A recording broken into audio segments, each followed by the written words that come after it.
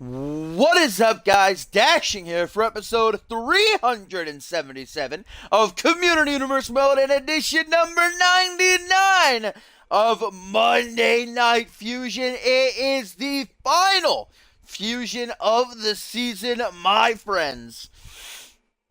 Our last Monday together here on 2K17 before Season 5 begins and we journey on over to 2K18, our final week.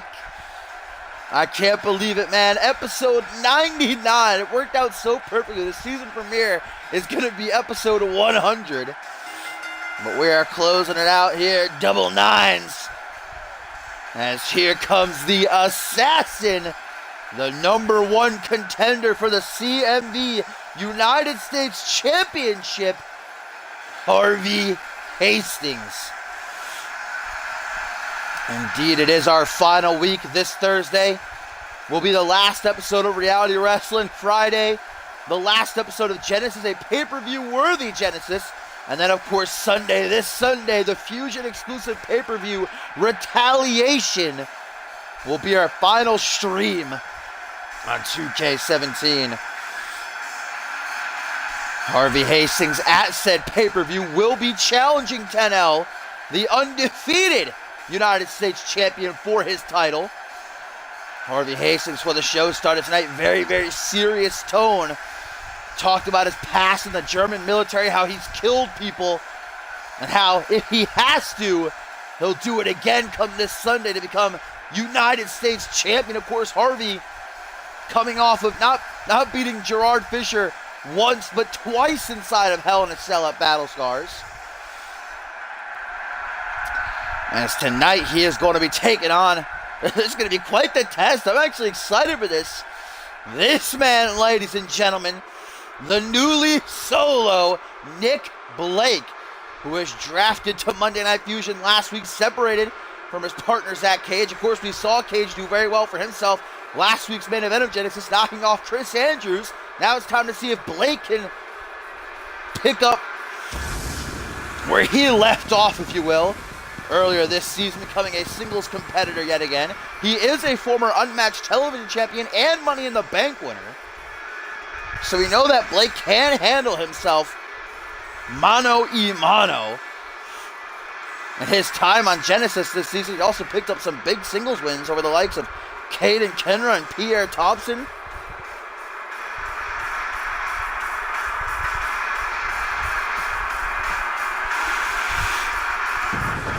Retaliation this Sunday, guys, is already looking like a great card.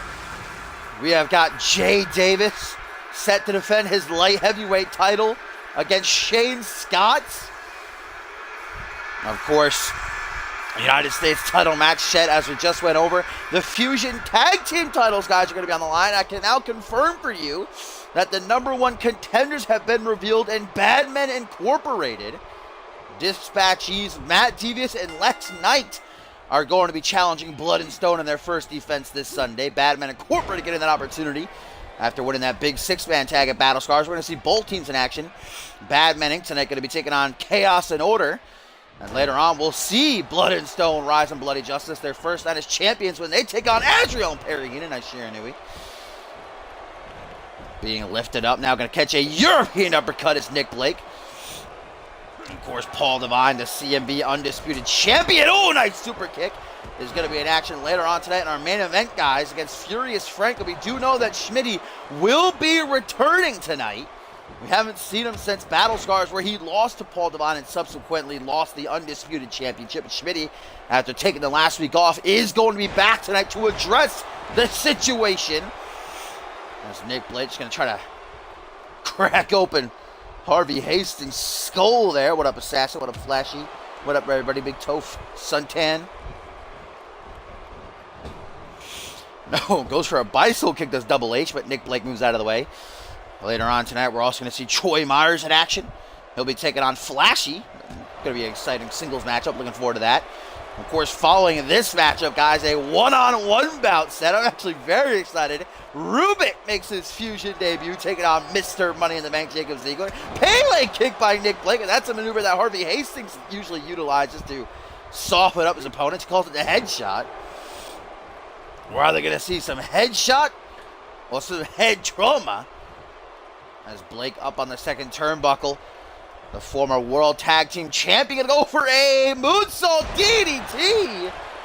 Beautifully done by Nick Blake there. 10L surely watching this one closely backstage or wherever he may be. Maybe practicing for a new role, I'm not sure. He's not set for action tonight. The undefeated United States Champion. Certainly should not overlook Harvey Hastings, though. Harvey Hastings, the only man to pin Travis King, may he rest in peace, never forget, earlier this season. Holding a lot of great victories. Bare knee right to the face there. Like I said, at Battle Scars, defeating Gerard Fisher not once but twice inside of Hell in a Cell. Laying down that arm, Harvey Hastings looks like he's going to go for a stomp right to the wrist, that looked like. And now going to size up Nick Blake, maybe going to deliver a reality check. Knee to the side of the head into a swift neck breaker. Off the ropes, moonsault connects. Stringing together some offense very nicely is Hastings right now. Nick Blake trying to battle back now. They tilt the world DDT.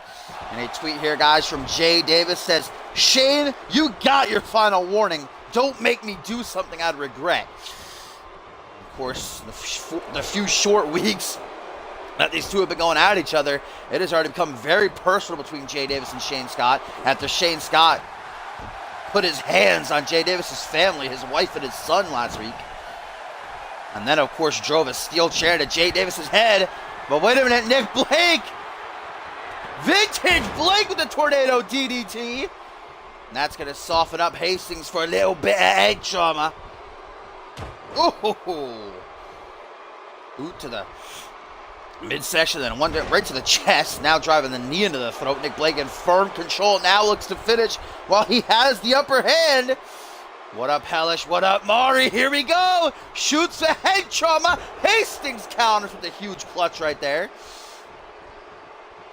Now a bangarang. Gonna lay out Nick Blake. We are going to see Shane Scott in action later on tonight when he takes on Matt Jefferson. But right now, Double H off the top. Shooting star press connects. Will that be enough? Into the pin. 1, 2, no, not enough. Hastings thought that would be it. Certainly looked like it might have been. You see him grabbing at his head. That's the target that Nick Blake's been drilling into this entire match. Now Hastings, ooh, beautiful Euro uppercut there off the second turnbuckle. Jawbreaker creates some distance now. Another tilt-a-whirl DDT. Like I said a few moments ago, guys, our main event is going to be a doozy, no doubt about it. Furious Frank, drafted last week to Monday Night Fusion, has a huge opportunity when he takes on the undisputed champion, Paul Devine. But Devine looking to prove that he is the alpha male on Monday nights, and especially after taking that loss to Cole Savage last week, really needs a win before the season comes to an end, as Nick Blake with a taunt. Of course, tonight the pressure is really on for everybody competing. It's the final Fusion of the season. It's a last chance for many superstars to get a victory before we close out our time here in 2K17. As now Harvey Hastings seems to have the support of the crowd here over Nick Blake. Back elbow by Blake. Of course, this is the final Fusion, but we still have all week long Reality Wrestling, Genesis, and then Retaliation this Sunday. Genesis, guys, is going to be a great show. Insecurity there by Hastings looked nasty. Double H now, going to go for the headshot. Nick Blake shuts it down, guys. This Friday on Genesis, we have 4 championship matches, as well as that colossal main event. Bryce Hurt and Dave Turner one-on-one. One of those men is leaving Genesis going into next season. Either Bryce Hurt's coming to Fusion or Dave Turner's going to be fired as general manager of Friday nights. Goes for a kick, nicely blocked by Blake, as now shoots in right into a snapmare, though, by Harvey Hastings. Very back and forth between these two men thus far. What's up, Big Eck, or should I say edgy shitlord?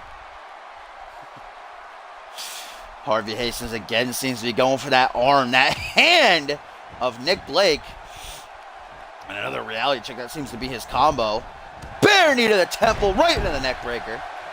Love me a good reality check. Nick Blake not staying down for long, though. European uppercut. Oh, shoots in, caught with a front headlock, though. Hastings just dodged, I believe. Might have been a head trauma attempt again. Now into the corner goes Blake. Harvey Hastings taking on a CMV veteran right now. This would be a great and a much-needed win for Hastings to keep his momentum up, heading into retaliation for that United States title match against 10L. As up top now, Harvey Hastings, Frankensteiner, beautiful, off the top rope, but Nick Blake unfortunately no-sells it. That's okay, though. Hastings catching him with a bangerang again. Hastings out of stamina. Desperation. Goes for the pin, hook in the leg, but only a 2 count. What up, Tomcat? Troy Myers did not lose. This is the first matchup of the evening. Later on, we will see Myers in action against Flashy. Up next, of course, going to be Rubik and Jacob Ziegler one-on-one. Twisting leg drop there by Double H. You can see how tired the assassin is right now. The #1 contender cannot afford a loss here, especially against someone like Nick Blake. You can tell that Blake is really giving it his all here. Wants to match Zach Cage's success last week when he defeated Chris Andrews. Not wanting to be, seen as the weaker link, if you will. Now Hastings just going to stare at Nick Blake. Don't know what kind of strategy that is. Look at that face slam, though. Good God, that woke Nick Blake up. Popped back to his seat now with a knee up under the chin. Yeah, vintage Harvey staring. Nick Blake taunting a whole lot in this matchup, though. Like I said, Blake can most certainly handle himself in singles action. A former unmatched television champion and Mr. Money in the Bank. Of course, he's the only man in history to ever cash in and lose. Northern Light suplex, great bridge, but rope right there called by Slappy. It's a good call. Oh, busted open is Blake off that bare knee. Oh, man. Harvey Hastings now feeling it. Dragged out to the middle of the ring. Might be looking for a Shining Wizard as he rebounds off the ropes. It's more of an enziguri, even though it's called the Shining Wizard in the game. It's definitely an enziguri. Vintage stare. Hastings hit him from the eyes. Blake literally just scratched his skin off. Michinoku driver, vintage match ender. 1, 2. Just a 2 count, though. Harvey Hastings grabbing at his head. You can tell he is hurting right now. As once more he just stares to the top rope now. Perhaps gonna give it another go. Shooting star press lands flush. Will that do it? Making sure there ain't no rope breaks. Hastings hooks the leg. 1, 2. No, still only a 2 count. Hastings now doesn't know how. Blake kicked out, but vintage Blake Shiranui catches him off guard. Into the pin. 1, 2. Only a 2 count.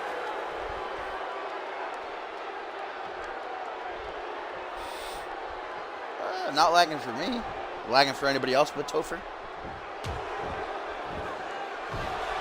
Nick Blake now unloading. Big trouble for the assassin. Not able to counter it this time as Hastings. Little bad trauma. Knocks him out. Into the pin. Uno, dos. No tres, no tres. Holy shit. Harvey Hastings clutching up tonight. What a match this has been. Harvey Hastings already landing 2 shooting star presses, and it wasn't enough to keep Blake down. Gonna taunt again. Harvey Hastings. Like I said earlier, the CM Universe seems to be behind Double H here. Oh! Vintage Hastings! Vintage Hastings with the Anaconda Vice! I haven't seen him lock this in so long. And Blake taps! Hastings victorious. A message sent there to 10L, because we know lately 10L been utilizing Insatia to submit his opponents.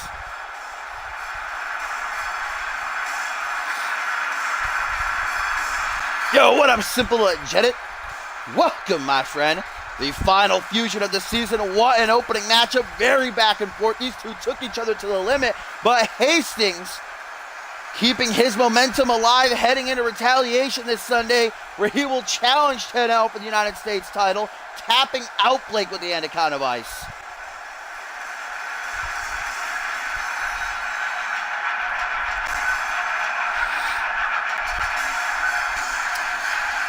Harvey Hastings utilized that submission maneuver the first probably 2-3 months of his career, tap out everybody. Every match he won was using this submission move. I haven't seen him hit it in months though. Hastings pulls it out after the shooting star press failed not once but twice. And Blake is forced to attempt, getting blood all over the ring. Like I said, a message sent there, no doubt.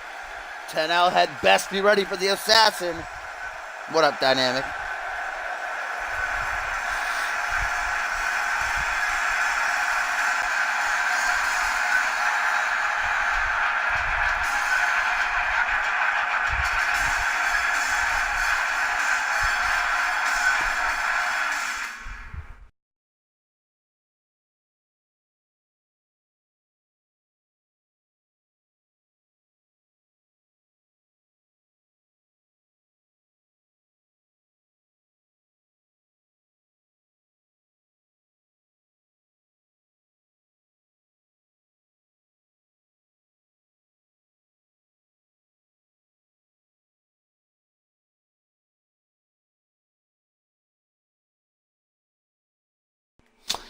All right, ladies and gentlemen, the action continues up next as we are trying to get the situation out here handled.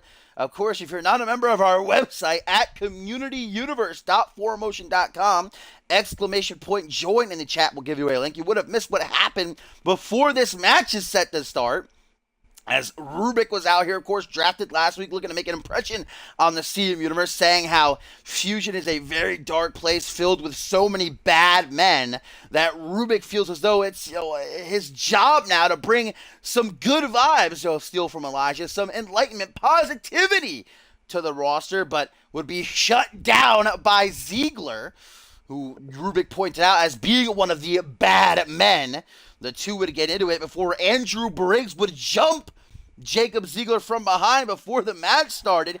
The two beating the hell out of each other. Andrew Briggs throwing Ziegler into the steel steps, as you see here. This matchup now getting underway after Slappy made sure that Ziegler was ready to go. Andrew Briggs has been escorted to the back by security. I'm being told he's being held in a locker room now. He's been put in his locker room with guards stationed outside. But Briggs obviously trying to get back at Ziegler for what Mr. Money in the Bank did to him last week.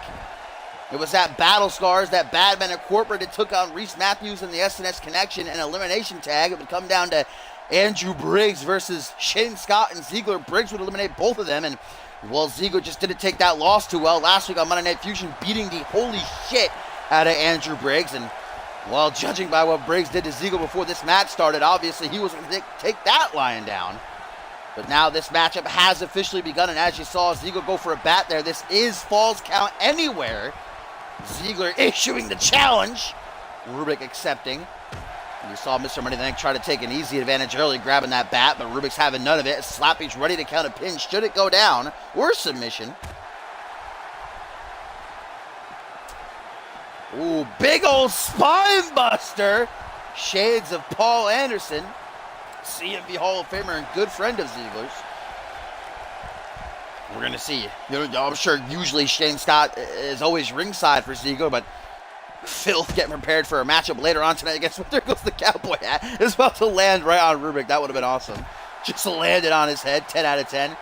Yeah, I'm a bit sad we didn't get to see that Rubik, trombone entrance, but after what happened, surprised Ziegler's even going ahead with this matchup. I guess taking out his anger towards Briggs on Rubik right now as he's dropped it face first into that steel post. That was nasty.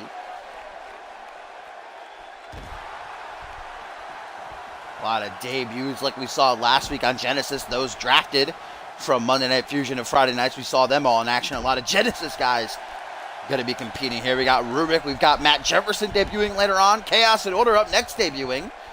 as they take on the #1 contenders for the Fusion Tag Team titles in Bad Men Incorporated, Matt Jefferson and Lex Knight. In our main event, Furious Frank gonna debut when he takes on undisputed champion Paul Devine. That is a matchup I am very much looking forward to. First time ever, as Rubik tries to take an advantage.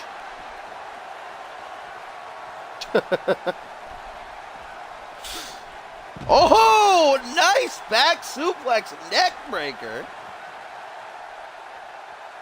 Ziggler now bringing the Brazilian-born trombone-toting Brazilian to his feet. Did I say the Brazilian-born trombone-toting Brazilian? I guess that's true. The former light heavyweight champion catches a kick to the gut and then a drop kick. Double boots planted to the chest. Yeah, no calls allowed. No calls allowed, ladies and gentlemen. In CMV, sorry. Snaps the leg now to Ziggler. Rubik seems to be in a lot of pain after that. Ziggler going to try to capitalize. Remember, this is falls count anywhere. Super kick by Ziggler. Turns Rubik inside out. Will that be enough? 1, 2. No, it nearly is. You know, even though Rubik is a fan favorite here in CMV and is a former heavyweight champion, you can't say that he's on par, on the level of Jacob Ziggler. This would be a huge upset win for Rubik if he can knock off Mr. Money in the Bank. But Ziggler is not making it easy for him. Catches a punch to the gut now. As Ziggler back to his feet, charges, knee to the face! Gotta send him off to La La Land, it looks like. Ziggler these past couple of weeks has been utilizing that deadly crossface to knock off most of his opponents. Of course, as always, he has that deadly pedigree too. What's with targeting the leg here, though?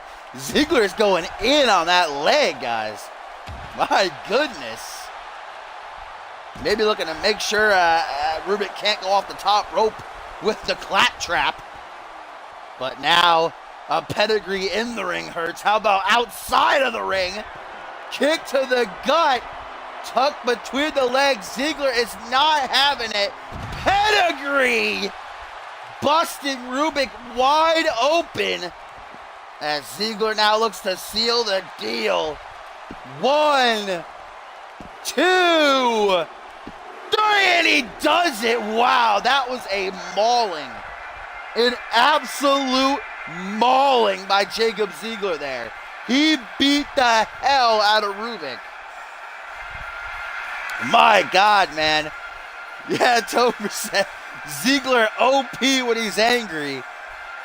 Just taking all of his emotions toward Andrew Briggs out on Rubik here. Holy shit, pedigree on the outside of the ring. So Rubik not having such a great first night here on Monday Night Fusion. Caught in Jacob Ziggler's storm.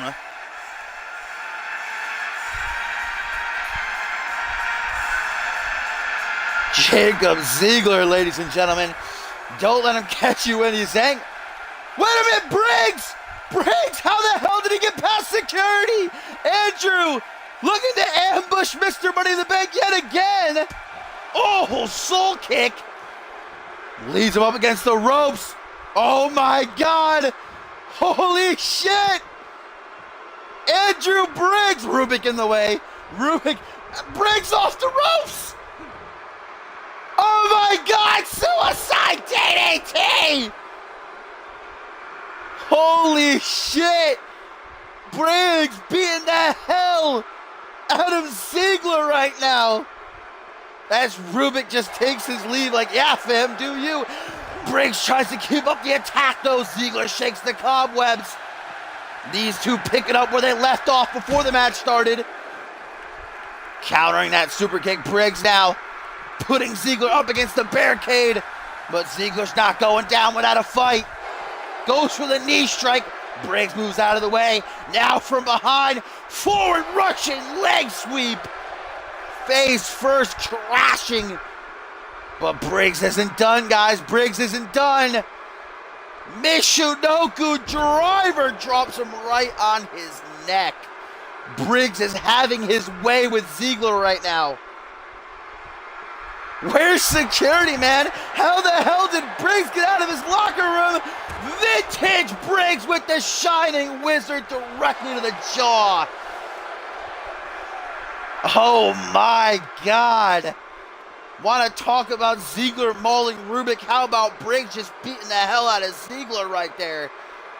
We need to get security down here, man. Briggs is like a rabid animal. My God.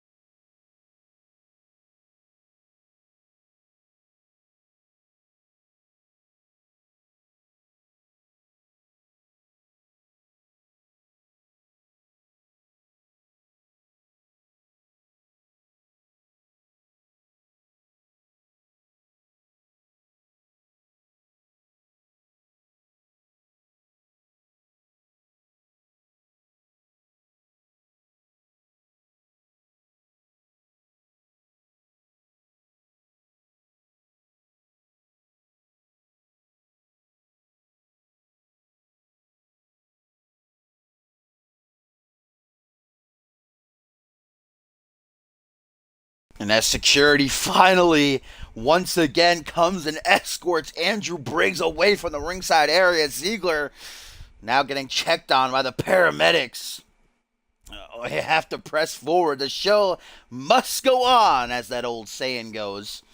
As up next, tag team action going to be coming our way. A tweet here, though, first from Harvey Hastings, says, at 10L, numero uno, no amigo. Hope you're ready. Harvey Hastings feeling good about himself after dropping and making Nick Blake tap out the top of the show. Sending a message to 10L now. Our first of 2 tag matches to come, though. Chaos and Order making their debut. Of course, drafted last week here to the flagship show. Chance for them to make an impact before the season comes to an end by knocking off the #1 contenders and Lex Knight and Matt Devious of Bad Men Incorporated, who will challenge Blood and Stone for the Fusion Tag Team titles this Sunday. And we will see the champions in action later on. They're going to be taking on Azrael and Perry Heenan, hoping they can keep up their momentum. The hot streak they've been on. I don't know what got into Blood and Stone, man. I'm still sticking by they went to Zach Payne's training camp because nothing else can explain it. Those 2 guys have been absolutely dominant these past couple of weeks. Of course, defeating Police Squad last week to win the tag team titles. Now hoping to knock off Azrael and Heenan and keep that momentum high as they carry it into Retaliation to defend against BMI. England is my city.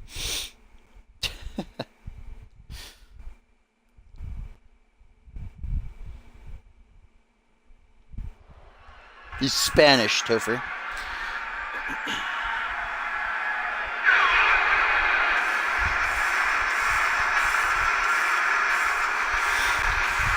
Chaos and Order have been in CMV about 3.5 months now.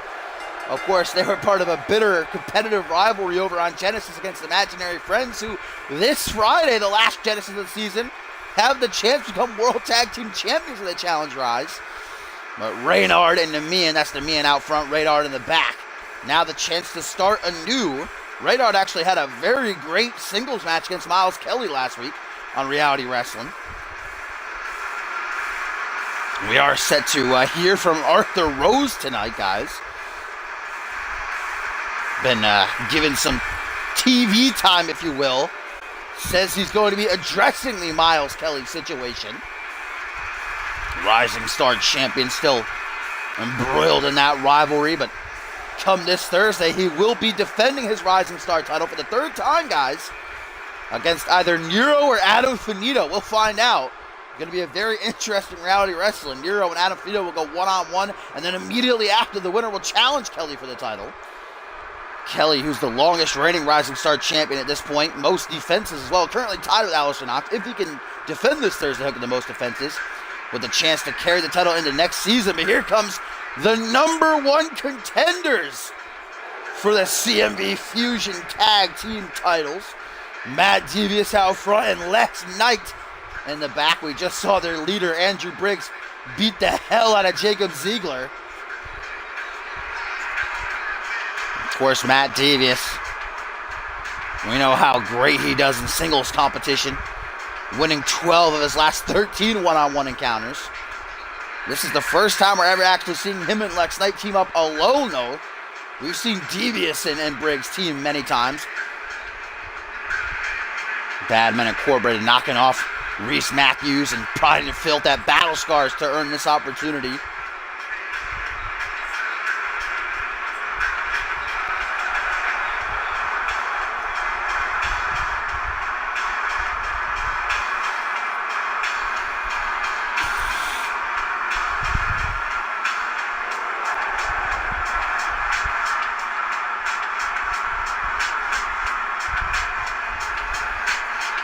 Badman Incorporated looking to pick up a last little bit of momentum before heading into retaliation with the chance to end the season as champions. Blood and Stone will have the opportunity to match them later on, but here we go. Chaos in Order looking for a big debut win here on Monday Night Fusion. It's going to be the more aggressive Reynard starting things off against the big man of BMI and Lex Knight. Punch to the chest, and then a tilt-to-all package, but not trying to take it home just yet is Reynard. Drops down now, digging the knee into the lower back. It's a half camel clutch by Reynard, but a quick escape by Lex Knight. Lex Knight, since joining BMI, guys, has been extremely dominant. Like I said, been here since the start of the season, but was really drifting for the better part of it. Initiated into Andrew Briggs and Matt Devious' little gang is what they really are. Just go around beating the hell out of each other. When he kicked the shit out of Reese Matthews, jumping him backstage. Lex Knight now going in on Reynard here. Targets that arm again with a little hip bounce, whatever you want to call it.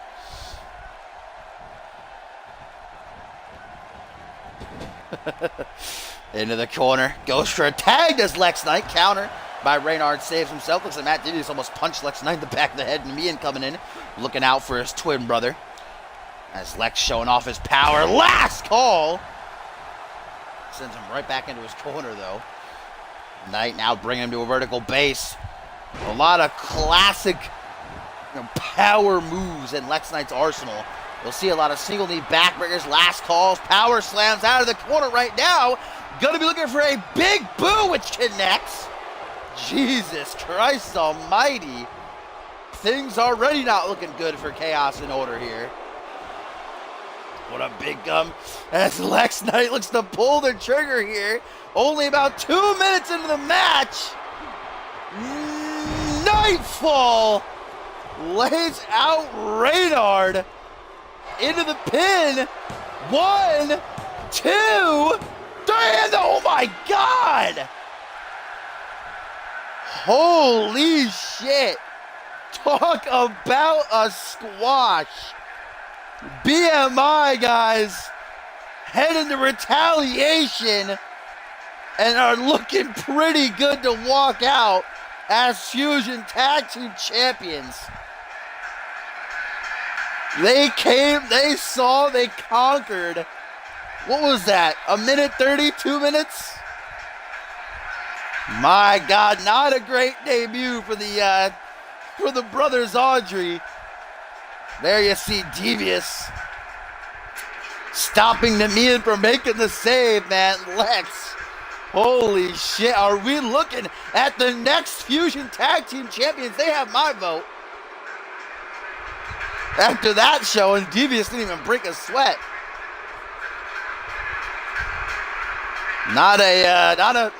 Chaos in Order do have a chance to bounce back later on this week in Reality Wrestling. They take on Desolation, but going to be tough. Going to be tough indeed.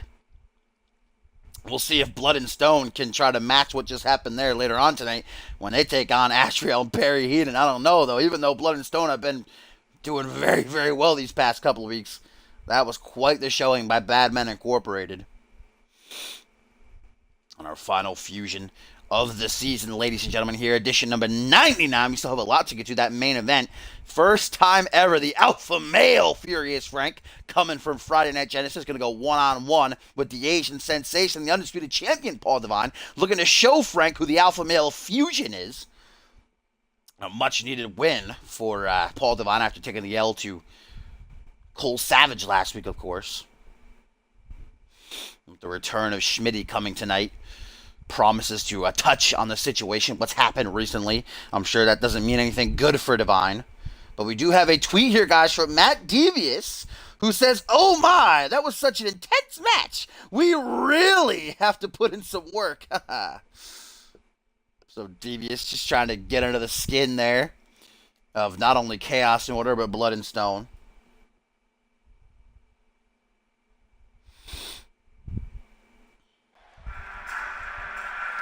There we go, ladies and gentlemen. As I said earlier, Arthur Rose has been promised some TV time. Going to be addressing the current situation revolving around he and Rising Star champion Miles Kelly. It's been an interesting couple of weeks for Rose and Kendall Wolf. If you're a member of our website, you saw all those exclusives. If you want to see them, ! Join in the chat. You all know what I'm about. I'm about winning, plain and simple. I'm about going out there, giving 110% and walking away with the victory. And tonight, someone out there is going to learn that firsthand. And I believe we all know who that someone is. Arthur Rose and Miles Kelly have been embroiled in a heated rivalry for months now.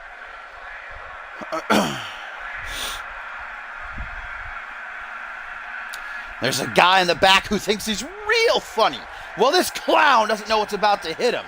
He's going to find out what happens to smart-mouth punks who think they can go up against the best in this business. A day of reckoning is about to dawn. A little bit of intensity coming from Rose right now. Calling Miles Kelly a smart-mouth punk. If the only way to get what I want is to take this superstar out, then so be it. I want a match with Miles Kelly tonight. Right here, right now. I want what you have, and if I have to beat you for it, then so be it. Arthur Rose, baby, wants to go tonight. He wants Miles Kelly in the ring. And he wants his Rising Star title, it would seem. Arthur Rose is lit right now, folks. He's on fire. Oh, and here he comes. The CMV Rising Star champion. The legit gentleman Miles Kelly, not going to sit in the back and take this trash talk.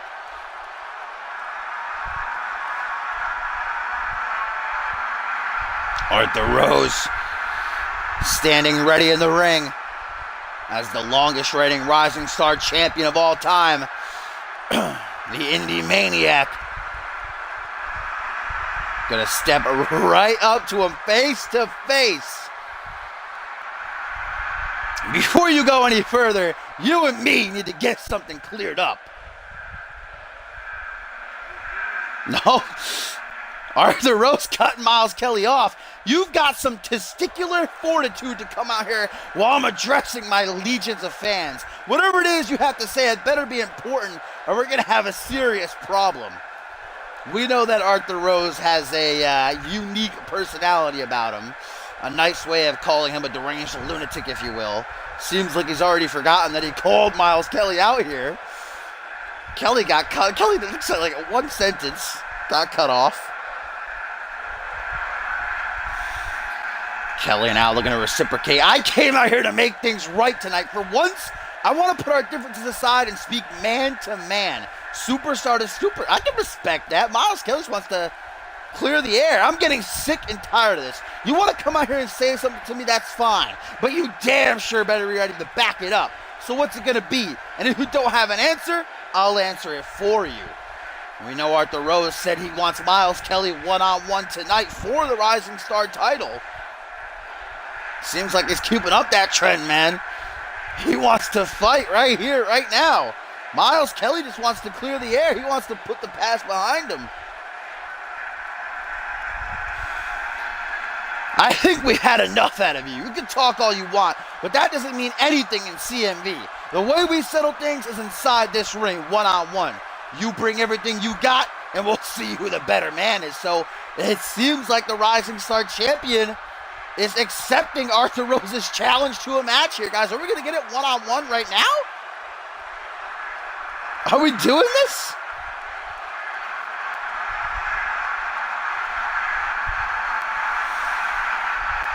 First thing first, take the bass out of your voice when you talk at me. Remember who you were in the ring with. I'm not some punk who just got called up to the big leagues. Know your place and know your limitations. Whew. Arthur Rose doesn't like Miles Kelly's tone right now, guys. Telling him to take it down a little bit. Now it's about respect for Rose.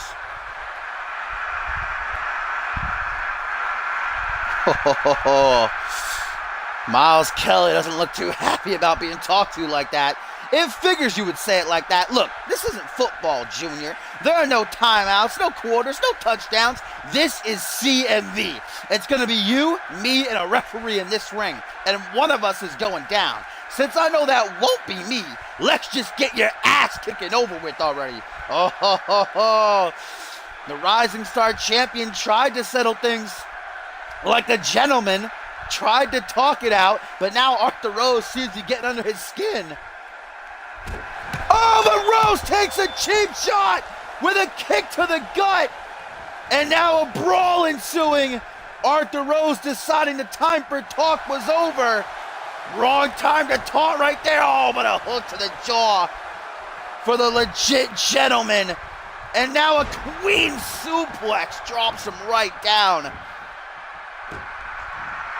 The time for talking came to an end. Arthur Rose beating the hell out of Miles Kelly, ladies and gentlemen. But now Miles Kelly trying to come back here, not going to take that cheap shot lying down like a punk. Digging in to the unique one. And usually you'll probably see Kendall Wolf come out here to aid Arthur Rose, but Kendall and Rose been having their differences these past couple of weeks, so Arthur's on his own as he tries to come back now, snapping the knee of Miles Kelly. Now Rose, what does he have in mind here? It's not something good, I assure you. Oh, elbow drop digs right into the face. Miles Kelly rolls to his feet, catches another kick to the midsection though.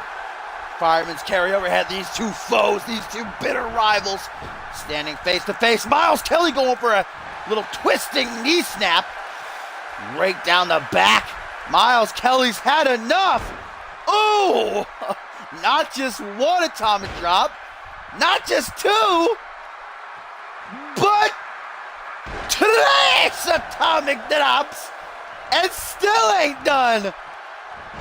Wrestling slam, great takedown and a helicopter spin. Kelly having his way and then a slap to the back of the head. Arthur Rose now battles back to his seat with an arm drag. We need some security out here. These two don't seem to be intent on stopping. Oh, but Rose deadly knees to the spine before dropping the reverse DDT. And then a big clothesline. Slappy finally trying to get some order here. Arthur Rose wants more. Security now rushing out from the back to break these two up finally.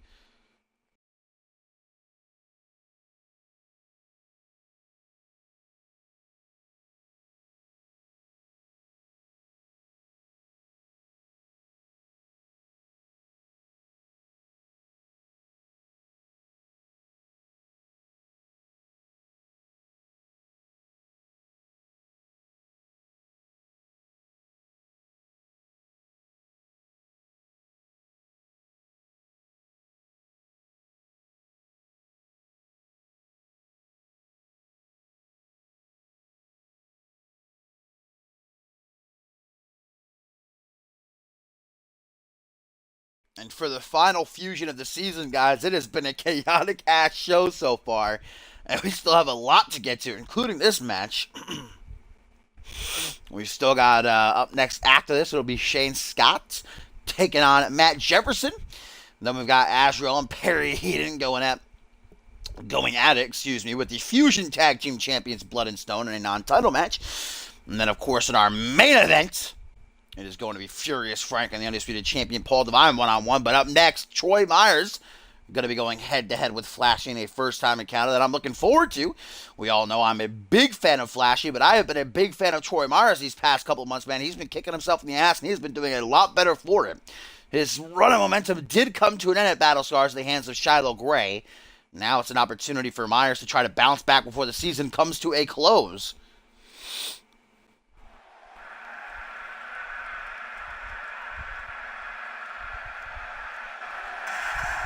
Of course, last time we saw Flashy was at Battle Scars when he lost a tag match alongside Sean Kent to Azrael and Perry Heenan.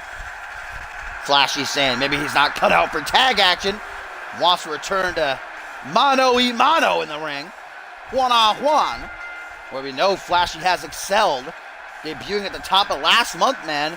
Flashy holding wins over Sean Kent, Azrael, and El Jefe so far in his career.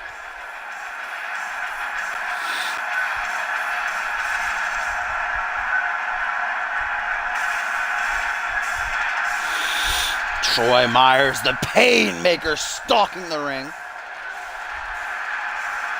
Not set for action this Sunday at Retaliation, so this is Troy Myers' last chance, like I said, to end his season with a win and head in to the new era. Continue his dominance.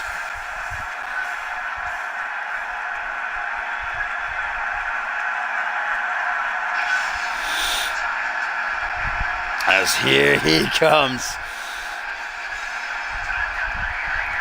Certainly, probably one of the quickest superstars that I've taken a liking to.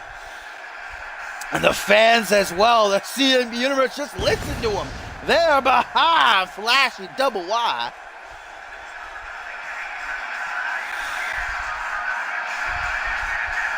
As the yellow and red superstar makes his way down the ramp. Same boat as Troy Myers. Flashy is not set for action this Sunday at Retaliation. This could be his final opportunity to head into Season 5 with some momentum behind him.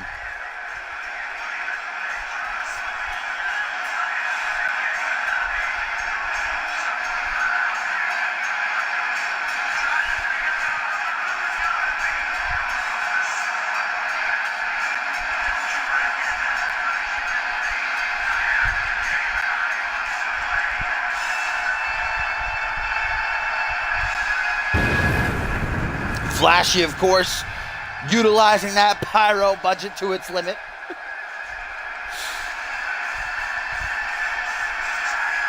Troy Myers standing ringside. Flashy could be one of his toughest challenges yet. Troy Myers, a former Anarchy champion, been in CMV over a year and a half at this point. And like I said, besides his loss at Battle Scars, Troy Myers these past couple of months has been extraordinarily impressive.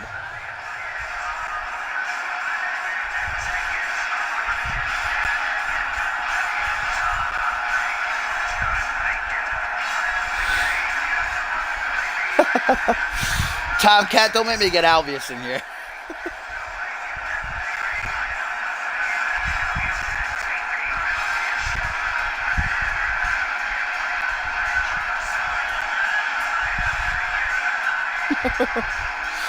Let's do this.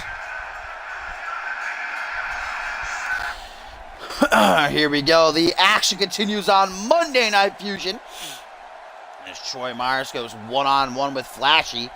Both men with taken losses at Battle Scars, hoping to bounce back here, but only one of them can be victorious with their arm raised as they meet in the middle of the ring. Troy Myers, obviously the smaller of the two, but that also has the agility on his side, though Flashy has proven to be extraordinarily strong, but from time to time likes to do a springboardy moonsault. I've seen him do a 450 at Shooting Star. Very well-rounded is Flashy Double Y. Front headlock now as Flashy can go for a crop bot. Suplex, watch out, Slappy. Looking to take his 2900th bump.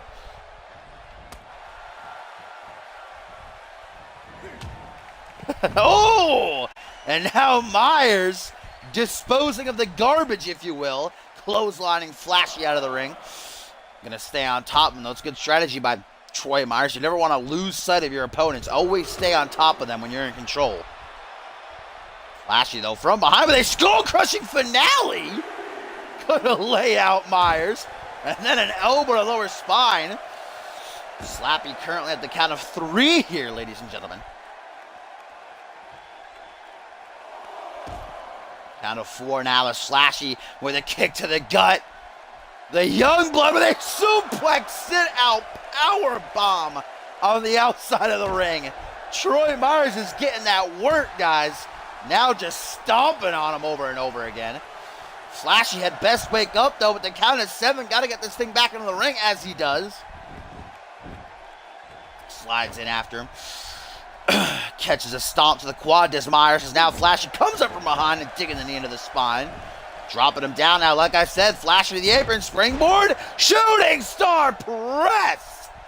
Like poetry and motion. Unfortunately, it doesn't keep Myers down for long.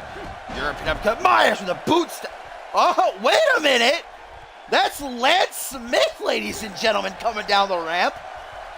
Lance Smith, the son of Oliver Smith, parking a seat ringside here in what looks like the corner of Flashy. Debuting a couple of weeks ago, Lance Smith is currently undefeated, and it looks like he's got his eye on one of these two competitors. I can't exactly say who, but like I said, he is in the corner of Flashy. Jawbreaker, though, this matchup has to continue. Hopefully these two don't get distracted by the presence of Smith now being there. Irish whipper to the corner. That was Flashy. Now closes in. Brought up onto the top rope. Flashy with deadly intentions in mind here. Oh my God, what the hell is he doing? Oh! Oh shit! Superplex and then the Falcon Arrow to follow through. Holy shit! Holy shit! That was incredible. And Flashy ain't done. Now the overkill neck breaker. And then a kick to the spine. Holy shit, that combo. 1, 2. Only a 2 count, though. Myers somehow surviving that onslaught. Now catching a drop kick to the back of the neck.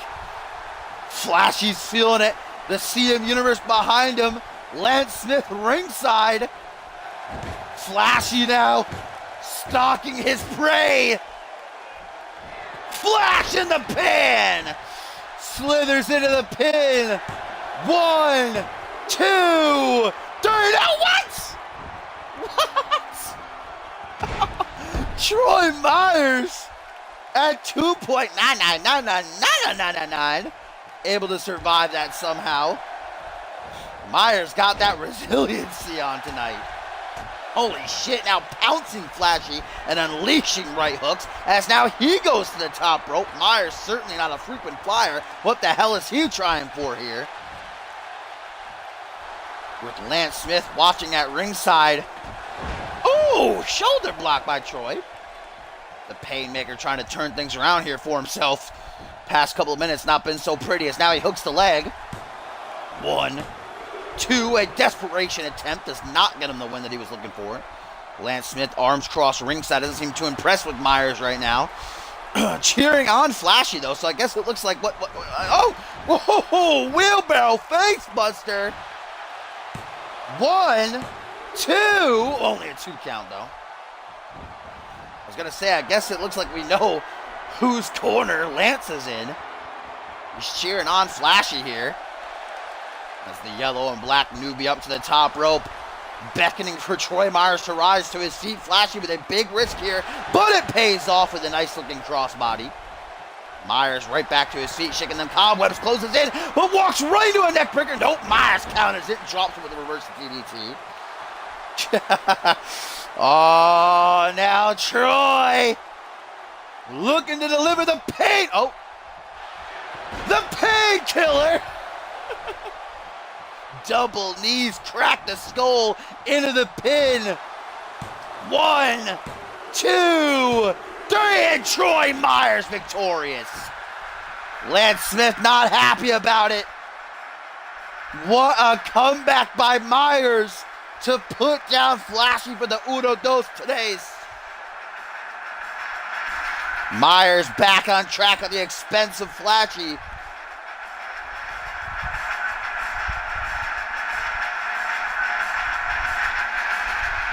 I thought Flashy had it won after that combination. The superplex into the fucking Falcon Arrow, then the neckbreaker and the flash in the pan, but Myers somehow survived all of that to then come back and drive both knees right in the face of Flashy. The painkiller does its job. Oh, great camera angle. 10 out of 10. I love this guy's back.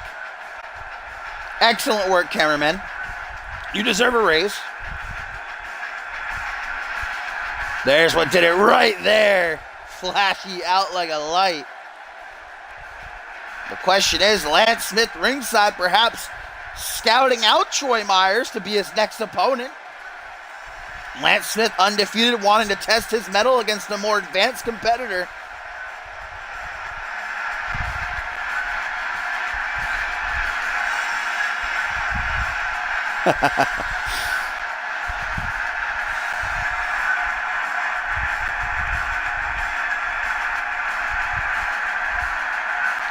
Troy Myers with a great win here on the last fusion of the season. Good match.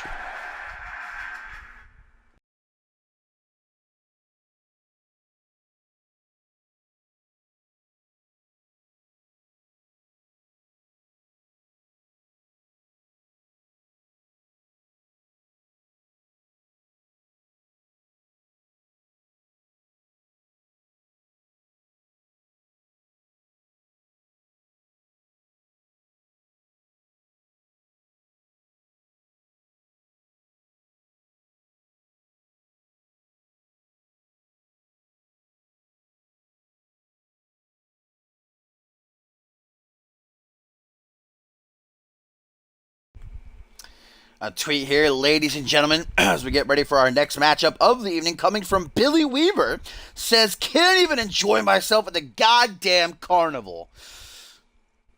This, I think the only word that I can really find to describe what's going on between Billy Weaver and Bannon is a war. They have fought just about everywhere that you could possibly imagine, most recently taking place at a goddamn carnival, like Billy said. Before that, it was at a strip club. Before that, it was at the movie theater, in a church, guys. I literally don't know where these two can take their fight next, but I can tell you where they will be this Sunday. We'll be at Retaliation. The two will meet one-on-one again. Let's hope in the meantime they can try to keep some distance from one another before causing public mayhem. These two have been arrested, 3-4 times now for brawling. What was it? I'm pretty sure they've been charged probably with fucking, what's the crime I'm looking for? Disturbing the peace. They're going to have rap sheets a mile long if they don't fucking knock it off. These two, I don't know what has gotten into them. I don't even know if they remember what they started fighting about. I don't even know if I remember what they started fighting about. All I know now is that they've just been beating the shit out of each other literally everywhere. But, we got to get ready. Tonight certainly been a brawl fest, no doubt about that. But we're going to return to the ring for some more sanctioned action, as Shane Scott's going to be taking on Matt Jefferson.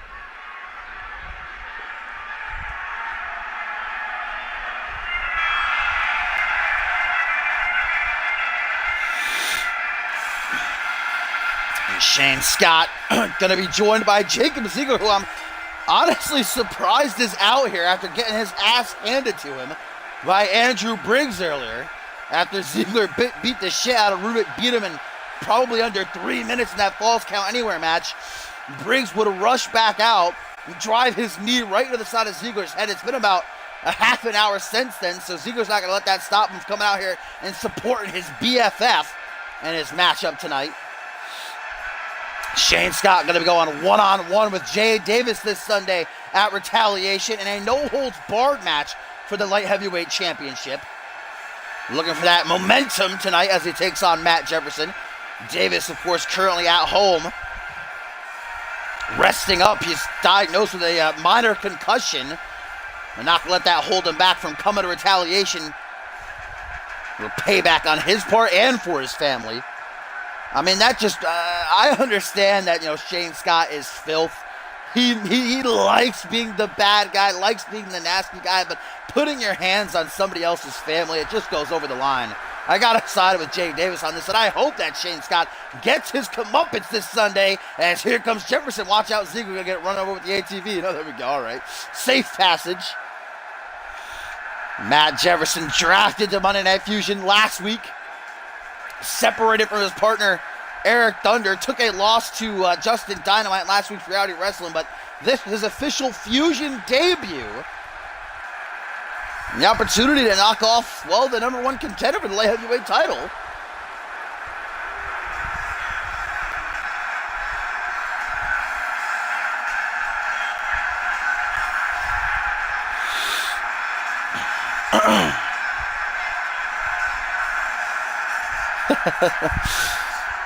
Still to come tonight after this, we are going to see Azrael and Perry Heenan get a huge opportunity. And they take on Blood and Stone, the Fusion Tag Team Champs, in a non-title match. Earlier tonight, we saw Badman Incorporated defeat Chaos and Order in under 2 minutes. So, Blood and Stone hoping that they can match that momentum heading into their title match this Sunday. Speaking of title matches, though, Shane Scott laid out with a reverse STO. Scott going to have the chance to win himself his first title, though Shane Scott has made a point of saying that the light heavyweight title doesn't mean much. You know, the whole thing that really started it was that, Shane Scott felt as though Jay Davis was overreacting to winning the light heavyweight title, acting as if it was, the grandest thing that could happen. But Shane Scott saying that if he wins that title, he'd probably sooner melt it down to scrap metal. That's another reason I hope Shane Scott doesn't win the title this Sunday. But, I mean, you add on the fact that Shane Scott's an incredible in-ring competitor with Jay Davis's injury. I don't know. The odds might be in the favor of Filth to walk out with the gold or the silver. Oh, single knee backbreaker by Jefferson. Former World Tag Team Champion. One half of the Tag Team of the Year. Counters that takedown, though, into a wicked-looking DDT.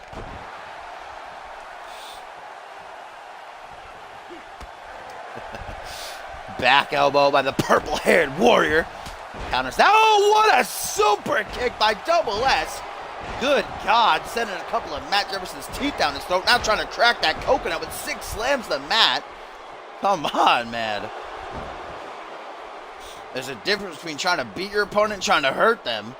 And Shane Scott acting as though this matchup's not giving him too much grief. Snapmare, though. Walks right into it as Jefferson now going for that brutal, the always deadly neck crank.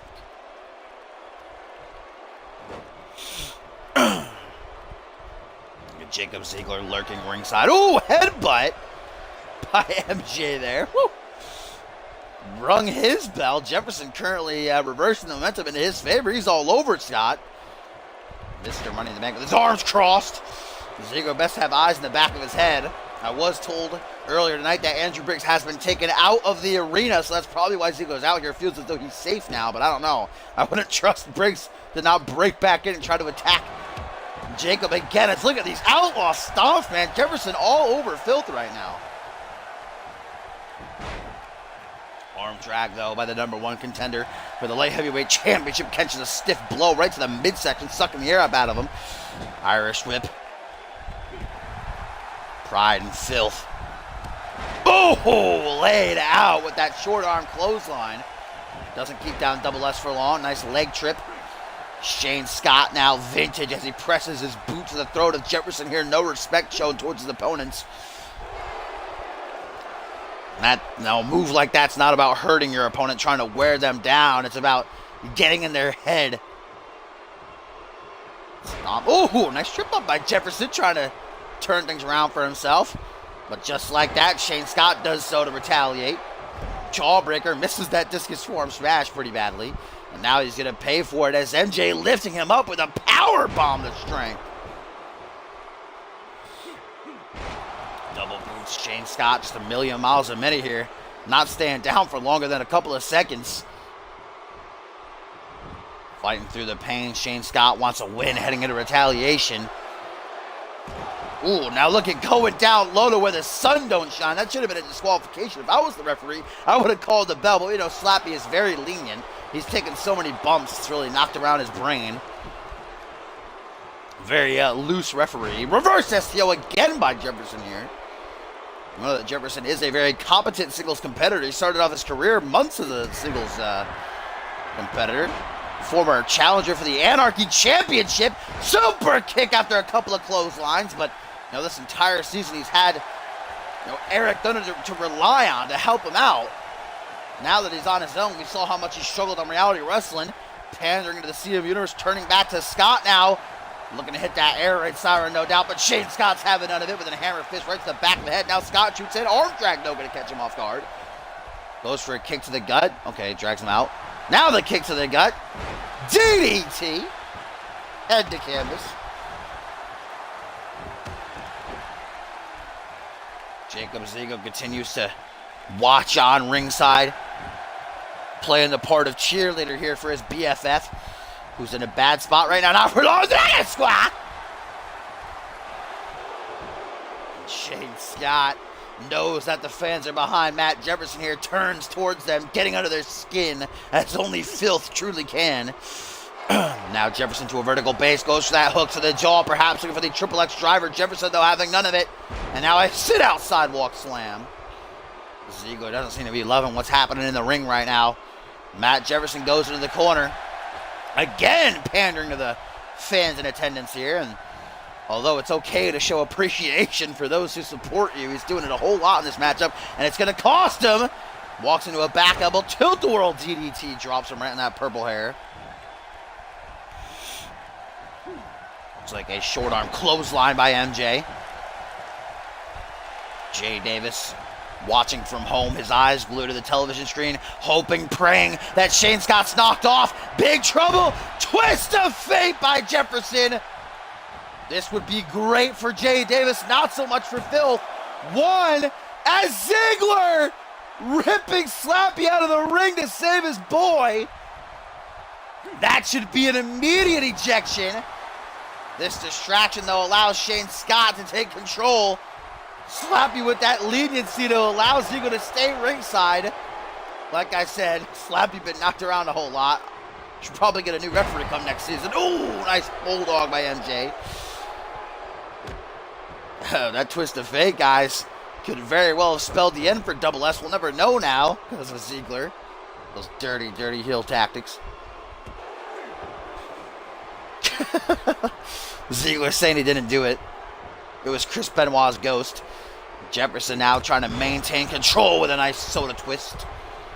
Hammerlock lariat, if you want to be technical about it. Brought up to a vertical basis. Scott dragged towards the middle of the ring. Scott having a tough time with Matt Jefferson here. Single knee to the lower spine. Now brought up to his feet again, man. Matt Jefferson just going hard in the motherfucking paint right now. Vintage Jefferson might look for that elevated backbreaker. Instead, it gets a wicked DDT again. Doesn't stay down for long. Double leg takedown by the former World Tag Team Champion. Well, now goes to the legs, it seems. Flipping Shane Scott over, dragging him out to the middle of the ring. Gonna flip him over again. Yes, he is. That flip-flop game. Oh, surprise blowjob, Topher. That headbutt to where the sun don't shine. Now gonna try to get a suplex off, which he does. Simple but effective. Jefferson now going to put Shane Scott back in the corner yet again. If he gets put up on the second turnbuckle, it's going to be bad news. Shane Scott counters, but again reversed. Every time Shane Scott gets an opening with a reversal, Matt Jefferson is right there to meet him. And now look at this. Submission hold by Matt Jefferson has Shane Scott in a precarious position. That is a way that body should not twist. Simple as that. Oh my God, how about those punches? Good God. Oh, holy shit, what a reversal. I love that. That was awesome. 10 out of 10 reversal. Oh my God, he got it countered. Are you kidding? Matt Jefferson on top of these fin reversals tonight, man. That's 3 times he has countered the triple X driver. Cross arm DDT, though, might do Jefferson in. Now, elbow drop right to the chest. Blood seems to be spilling out underneath that bandana. That's not good. Shane Scott, the hell is this? Ooh, pressing. Look at that. Come on, man. That's just disrespectful. You're in the ring with a CMV veteran, Matt Jefferson. I don't like that at all. Single unhook facebuster. Nope, Jefferson realizing that might have been the end. Clutching up for a reversal. Now into the pin. Desperation showing with blood trickling down. Oh, nicely caught by Slappy. Rope break, and Jefferson is livid. Shane Scott getting so lucky in this match with these rope breaks and Ziggler pulling him out of the ring. But that might just be prolonging the inevitable as MJ with another twist of fate. And Ziggler's like, you gotta be kidding me, man. This might spell the end. Uno, dos, no, just dos, no tres. That want to not take the L by Shane Scott here, heading into a big match this Sunday at Retaliation. Now hooks the jaw, and now the Triple X driver. 1, 2, 3, and Shane Scott does it.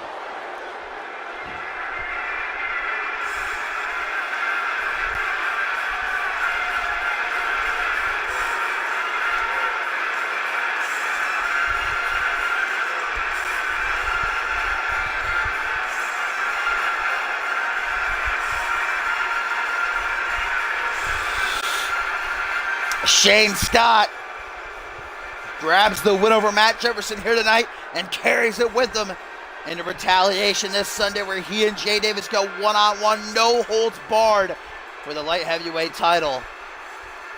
Matt Jefferson screwed over so many times this matchup by Ziggler, by the rope break.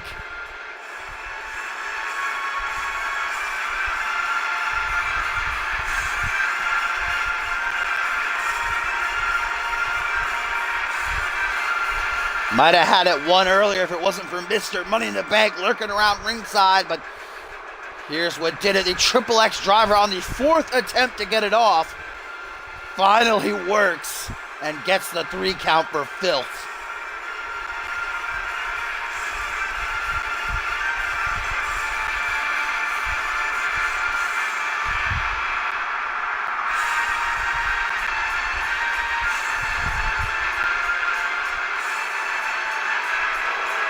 Are we looking at the next light heavyweight champion? Will the title be made filthy? Find out this Sunday.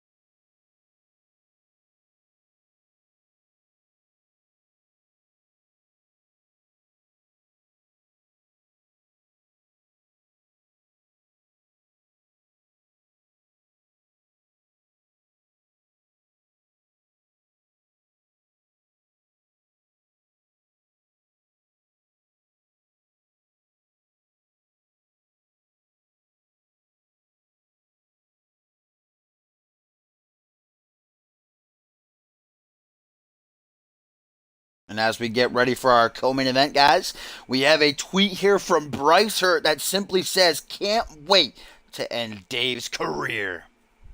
This Friday, going to be the final Genesis of the season, the final chance we're going to have to see the Genesis superstars compete, because of course this Sunday Retaliation is a Fusion exclusive pay-per-view, but this Friday's Genesis most definitely is pay-per-view-esque.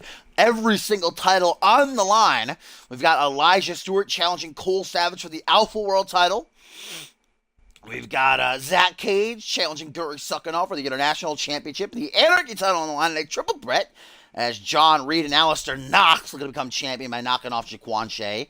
And the World Tag Team titles will also be up for grabs when Imaginary Friends challenge Rise. But the main event certainly has probably the most eyes on it, as it is going to be Bryce Hurt and Dave Turner one-on-one. And one of those men isn't going to be on Genesis come next season. Either Bryce Hurt loses and he leaves the brand, or Dave Turner loses and he will be fired as general manager, which means that we'll have to have a new face running things going into next season. I mean, I don't know how I'm going to be unbiased during that matchup, because we all know how much I dislike Schmitty, my disdain for Lineage, and how much I respect Dave Turner. But it's, I mean, let's face the facts. Turner hasn't been in the ring in over a year. Last time he competed was last year's Anarchy Rules against Bob Luker. That's going to be a lot of ring rust, and I certainly hope he's been training. But even then, he hasn't had a lot of time. They just signed a contract at Battle Scars. He has not had time to train successfully. So it's a bad way. I don't know, guys. We'll have to wait to see this Friday.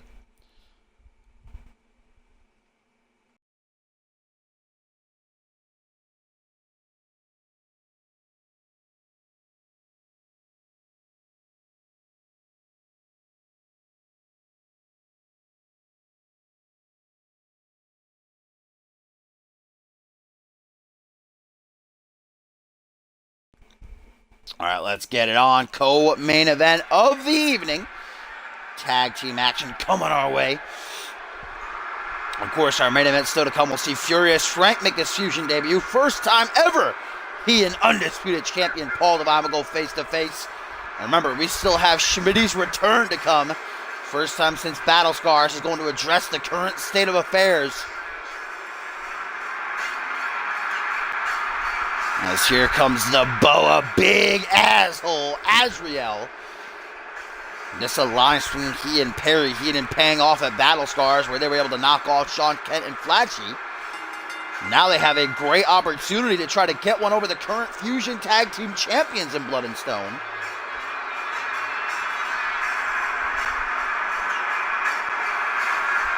The former two-time international champion and Fusion Tag Team Champion looking to cap off the season on the final Fusion with a victory.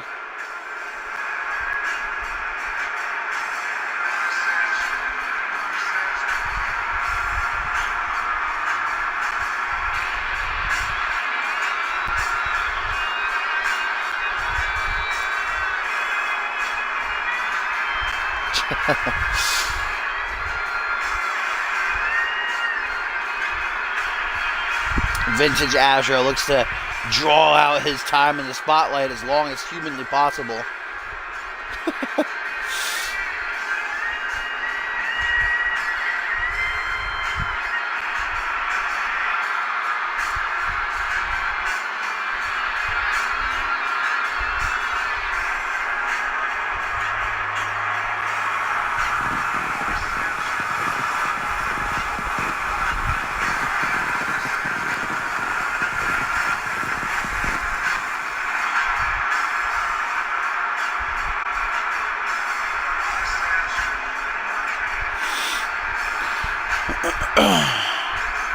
Azrael ready to go as we await the arrival of his tag team partner and the Pitbull Perry Heenan.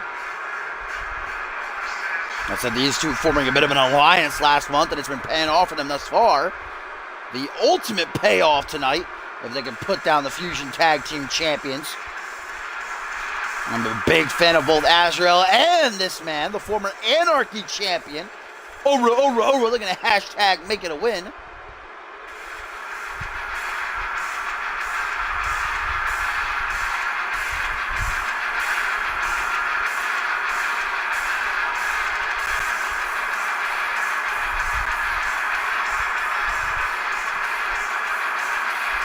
Perry hit an extraordinarily impressive competitor this season.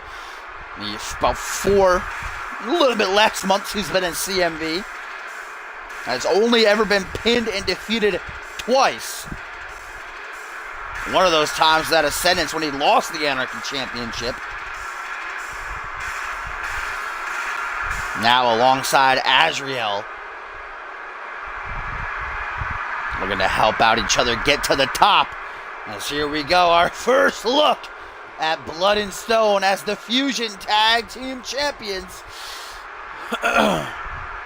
These two men, I don't know what they put in their water. I don't know what kind of training they got, but they have been revving it up, man, these past 4 weeks. Knocking off Police Squad, knocking off the bickering duo when they were champions, and then, of course, last week defeating Police Squad to win the Fusion Tag Team titles. Now this Sunday, they have their first defense against Bad Men Incorporated. Lex Knight and Matt Devious. We saw how impressive those two were earlier tonight, knocking off Chaos and Order in under 2 minutes. We'll see if Blood and Stone and their first night as champions can keep their streak alive. As there you see Rise in the back and the peculiar Bloody Justice out front. The year and a half he's been in CMB. As he put it himself, these spider deities looking down on these two with good graces last week. Justice capturing his first title, and the equally as impressive Rise, who has never been pinned or submitted here in CMV. With his first taste of gold as well.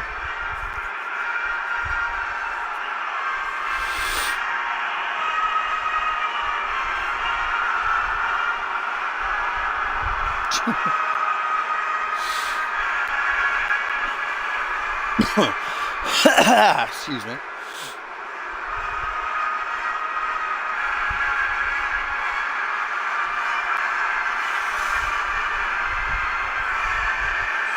Bloody Justice, almost like a summoned demon at Rise's will here.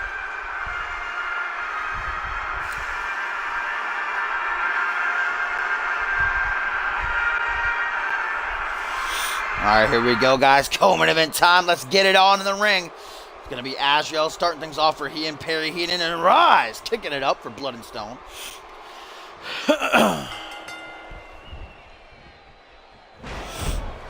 And Azrael trying to take the quick route, charging across the ring, gets a hit toss for his troubles. Rise, a former military man, former grunt, if you will. Uranagi side slam. Not going to help him out much as he's planted into the canvas. Right back up to his feet, though. Short arm shoulder block. Looking to perform the ritual here on Azrael and Perry Heenan. Bad Men Incorporated, Blood and Stone for the Fusion Tag Team titles this Sunday at Retaliation. I'm looking forward to it, as I'm sure Lex Knight and Matt Devious, I should say, are backstage watching the monitor closely. As I'm just as sure Blood and Stone were checking them out earlier tonight. I gotta wonder what Blood and Stone's reaction to BMI's victory was. Hoping that doesn't happen to them this Sunday. Tag to Bloody Justice now early on. As BJ with an Irish whip rebounds the Boa right into a big boot, nearly decapitating him. Elbow drop to follow through to the chest. And another one, because why not?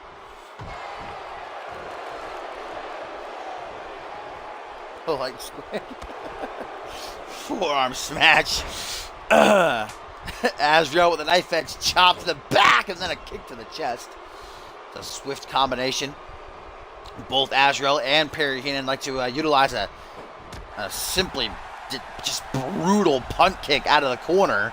There's another Uranagi side slam by Azrael, putting that strength on display tonight. As Bloody Justice, hoping the spider deities continue to bless him with success, goes into a lateral press. 1, 2, just a 2 count though. Gets out of it, does Azzy, but for how long? Picking him up with that chrome dome, gets a hip, or arm drag I should say, brings him overhead.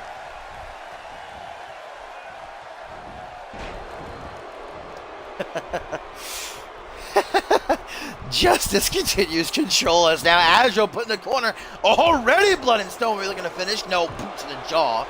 Might have unhinged it. Justice, though, firing back to regain control quickly. Now a Long Island slam. Timmy Boy with a smile.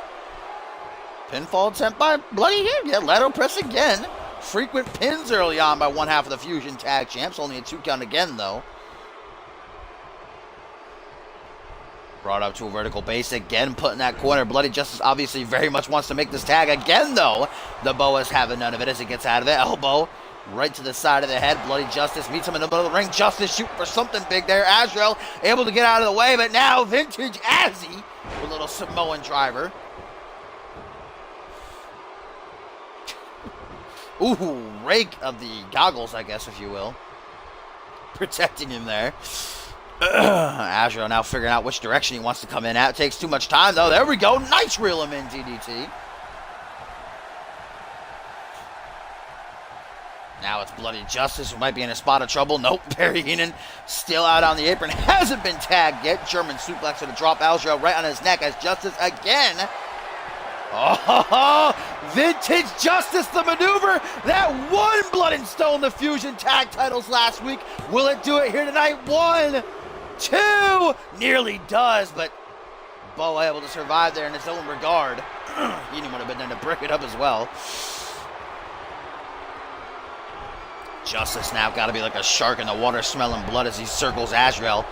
Trying to stay on top of things, but Boa trying to fight back. Kick to the gut, taking over with the fireman's carry. Unfortunate for him, as Justice now waits in the wings, catches a cheeky little Texas jab, put in the corner, and the end maybe die. Tag to Rise. Blood and Stone looking to perform the ritual. Into the pin goes Rise. 1, 2. No, just a 2 count. Heenan again was there to try to break it up, but Azrael kicked out on his own. As Rise, though that wasn't enough to seal the deal, continues the assault with some closed elbows to the top of the head. Certainly Big Asshole is not in a good spot right now. Blood and Stone have been dominating this matchup. Azrael trying to make that tag to Perry Heenan would be very, very wise on his part. Heenan instead with a kick to the gut, or Heenan rather I should say, clapping on the apron, as Azrael with a kick to the gut and then a lift and cutter.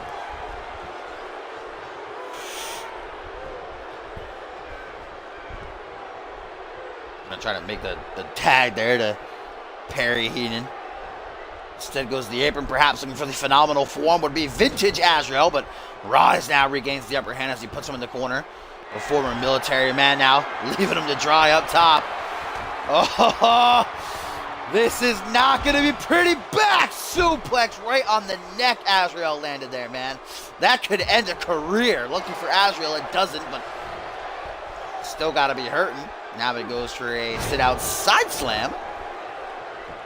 Simply effective.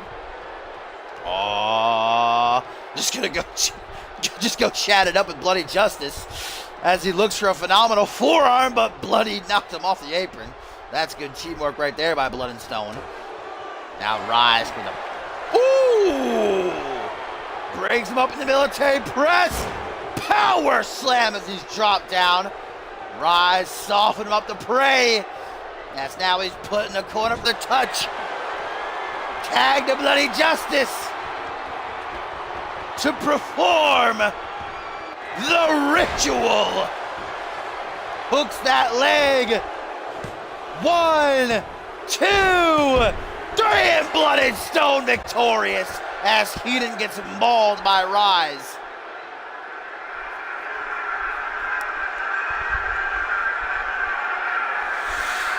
Perry Heenan not even getting tagged in there, but Blood and Stone like a well-oiled machine dismantled Azrael. Matching the momentum that Badman Incorporated picked up earlier tonight. And now this Sunday we have two teams colliding who have been on a tear, but only one of them can go into next season as the tag team champions. That was the first ritual. Wasn't enough to keep down Azzy for the 3 count. However, the second time right here was indeed enough to bring home the win for the Fusion Tag Team Champions. What is it gonna take to stop Blood and Stone, man? Perhaps whatever Badman Incorporated are packing.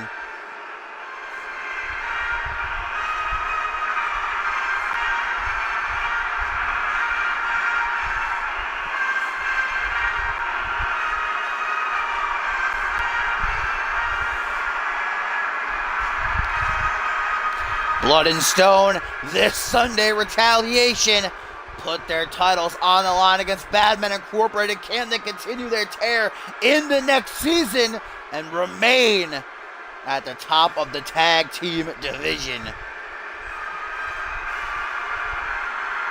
I don't know what Bloody Justice is saying there. I don't think I want to know, to be honest.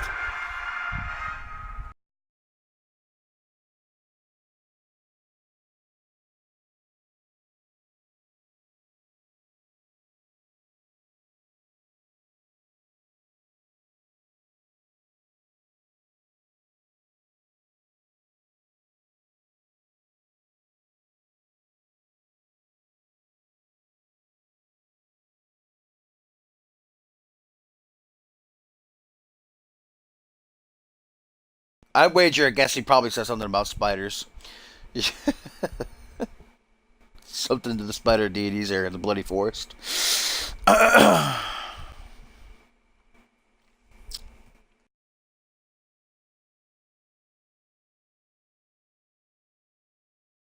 here we go, guys. It is our final Fusion match of the season. It has certainly been one hell of an episode to close things out on. It's been an absolutely extraordinary season on Monday nights for Fusion. Seen so much, but it all comes down to this. Our final week on 2K17. Of course, this Thursday we still got Reality Wrestling. Friday, Genesis. And Sunday, the season finale with Retaliation. But it's time to kiss the flagship show goodbye until 2K18 in Season 5. As we have got a first-time encounter. Furious Frank and Paul Devine one-on-one.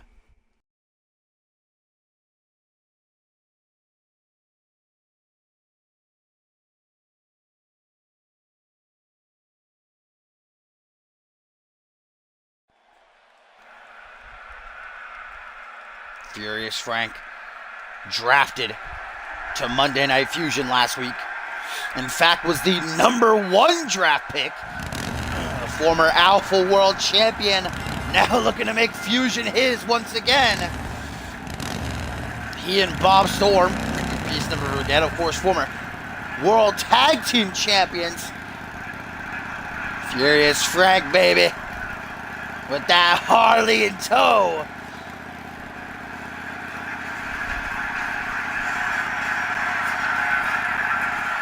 No, I certainly don't agree with many of the things that Furious Frank did this season when a part of the Friday Night Genesis roster, to the likes of, obviously, Tim LaFave and Bob Luger and his family. I've always been a fan of the Mohawk Man. And in his first night on Monday nights, he has got a colossal opportunity in front of him.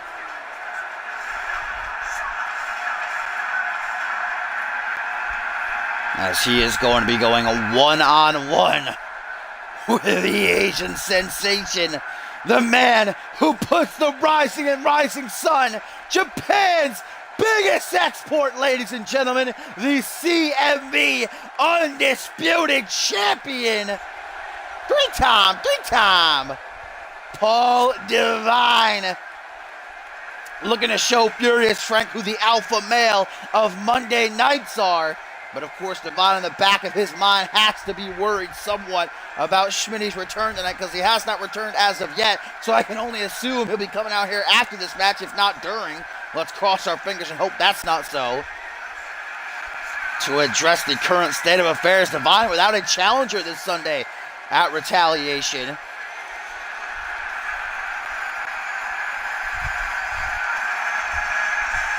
It has been an amazing... even though it's been up and down and there have been some low points, it has been an amazing career for Paul Divine. Captured the World Championship 3 times this season, the Fusion Tag Team titles.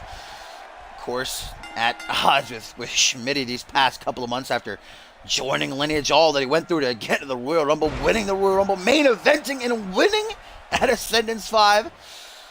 As Furious Frank is caught early, right out the gate with a hatch suplex. Again, this is a first-time encounter. These two have never gone one-on-one before, as they look to feel each other out early on. Divine with some well-placed kicks as now Frank dragged out to the middle of the ring. Another hatch suplex, because why not?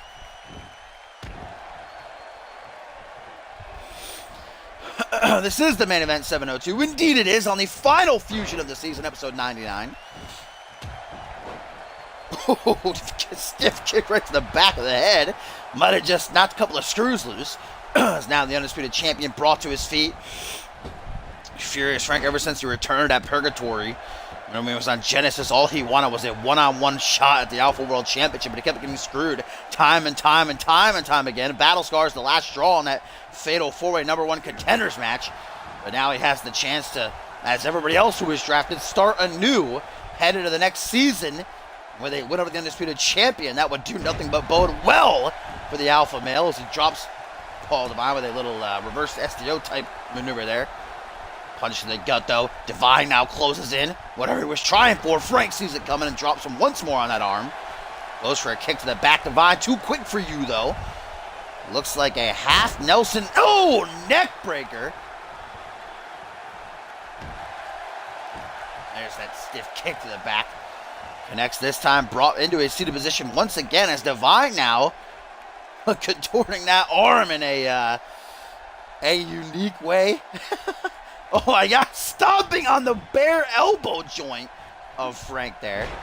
Takedown though by Frank, hops right back up to his feet. We know Frank capable of enduring an extreme amount of pain. Continue chugging along, back body drop there though, puts him right on his ass. Follows through to Divine with a simple stomp to the midsection. Now going for that afro. Ooh, afro. Is it afro mohawk? Furious Frank with an afro would be something to see. Look at those knees, those beautiful knees digging into the skull of Frank right now. Good God, something that Divine learned from Chris Andrews, eating those knees on so many different occasions.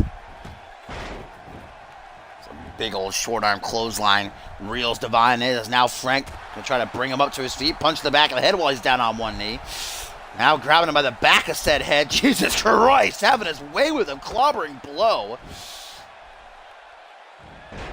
Jesus, come on. Holy shit.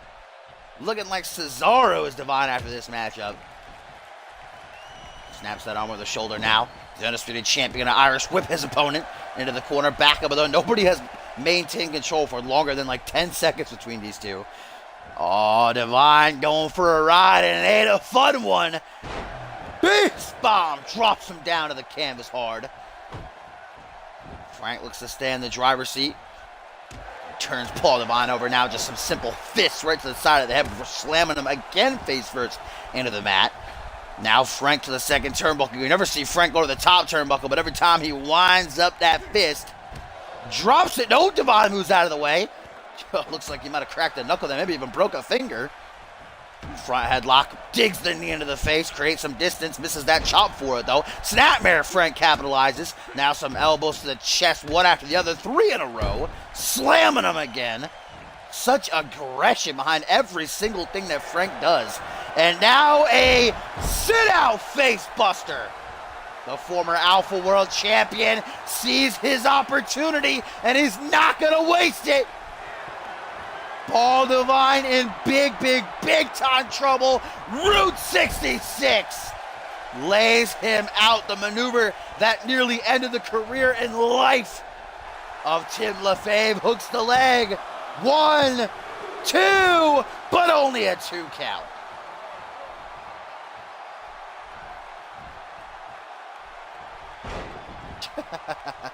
Lifting reverse DDT by the Furious One.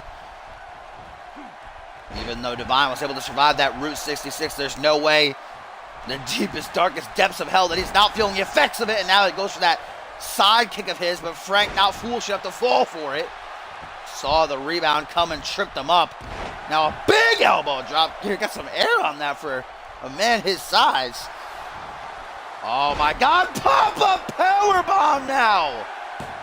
1, 2, 3, oh my God! What? Furious Frank! What? The alpha male! Just, what? Oh my God! What a win from Furious Frank! Holy shit! That pop-up powerbomb out of nowhere! Oh my God! That was a, oh my God, I don't know, I really don't know what to say. Furious Frank fucking blasts onto the scene, pinning, defeating the undisputed champion clean. Divine's unlucky run since capturing the title at Battle Scars continues. The loss to Cole Savage last week, now a defeat at the hands of Furious Frank. And of course, we still got Schmitty returning. It is not good news for the Asian sensation, who's still laid out, hardly moving in the ring.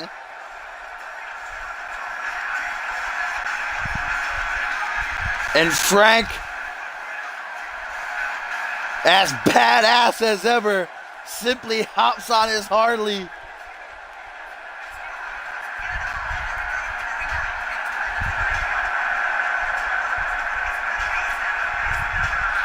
Holy shit. What an upset. What a win. And that's the last sight we will see. The final episode of Monday Night Fusion this season. Furious Frank with his arm raised up high. But of course, ladies and gentlemen, do not miss Schmitty returning. It's going to go on after the main event. If you want to see what he has to say, you got to join our website at communityuniverse.4emotion.com.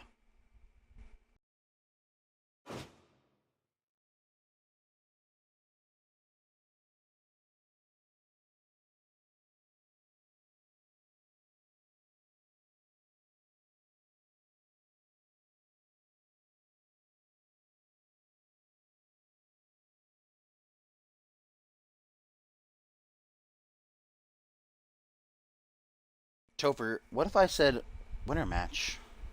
What would you say to that?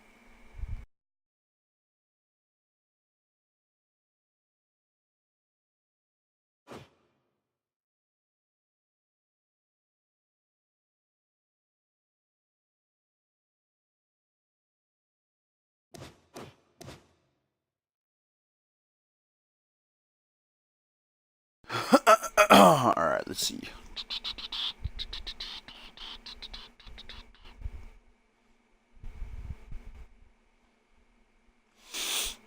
Big Gum get to pick the match type.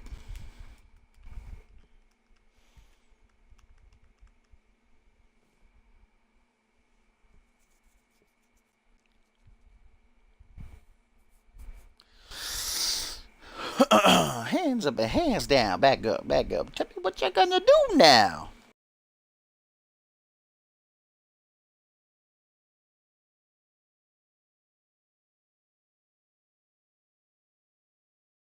Alright, you know what? Since it's the final fusion of the season, let's do something fun.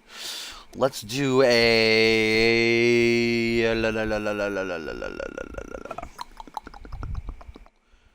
Let's do a... Let's do a Fatal 4-Way. Let's do TLC. Why not? At this live event. Or NGW preview, rather, because I'm never using that live event arena again. It always kills me.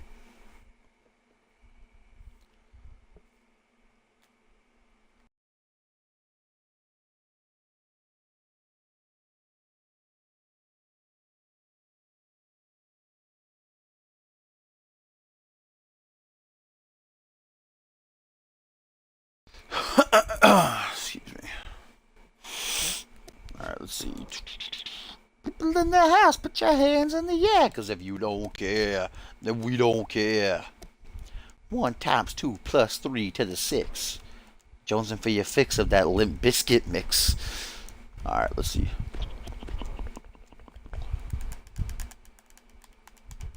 Maury, did you pick someone?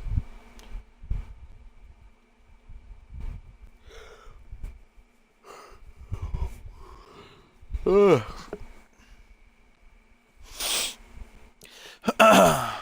Yeah, fusion. Fusion.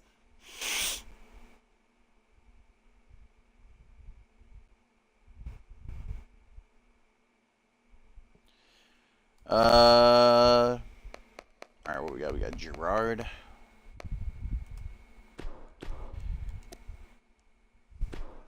Hit Nero.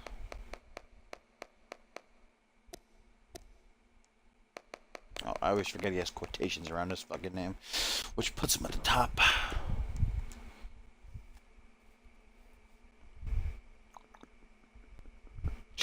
Alright, Bannon and Billy Weaver hopping in. Get the chance to get their hands on each other before going one-on-one this Sunday. We're back and get some water.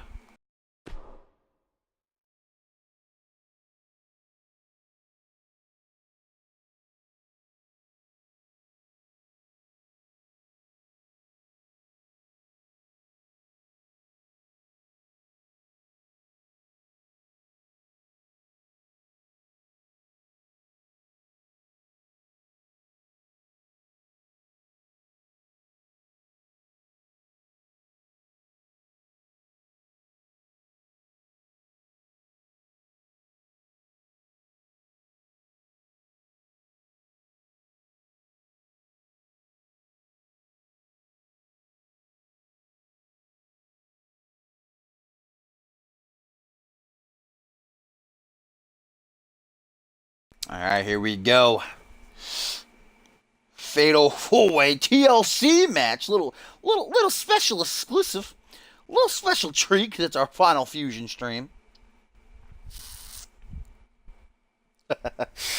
Well, we know either way, even if they don't get to go after each other in this matchup, which I highly doubt, we are going to see them one-on-one this Sunday at Retaliation, the season finale. It'll be a Falls Count Anywhere match. They're going to bring their fight to the ring for once after brawling in a circus most recently. Fucking strip club. movie theater, a fucking church, anywhere you name it, they've probably been. As here we go, gonna be Bill Weaver actually charging and beating the hell out of Gerard Fisher here. Why is this so loud in my fucking ear? My God, what happened? Hey, Big Al. Big Al! What is going on? As we get this preview of the NGW arena. Of course, NGW returning next season. I don't know if Tim's still going to be doing it, because Tim's recently kind of vanished. Hopefully, though. Oh, Gerard Fisher, the German super soldier. No, Billy Weaver was able to dodge that big boot.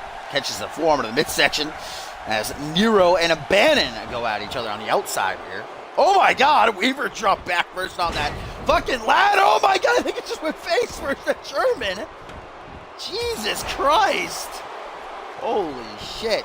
And this is TLC, remember, which means that chairs and tables can be used as weapons, but the only way to win is to climb a ladder and yank down that briefcase that hangs above the ring. Nero, of course, is kind of a dangerous situation for him to be in. This Thursday on Reality Wrestling, he has a chance to fight for the Rising Star title. It'll be him and Adam Finito in a #1 contenders match. The winner will then immediately challenge Kelly for the title. As Weaver, who has a lot of experience in ladder matches, of course, returning after a 9-month hiatus at Ascendance to compete in the Fusion Money in the Bank ladder match. Bannon also has experience in ladder matches. As he climbs up, the first man to have his hands on the briefcase, Gerard knocks down Weaver, though, and there goes Bannon with a power bomb as Nero catches the big man from behind with a chop block.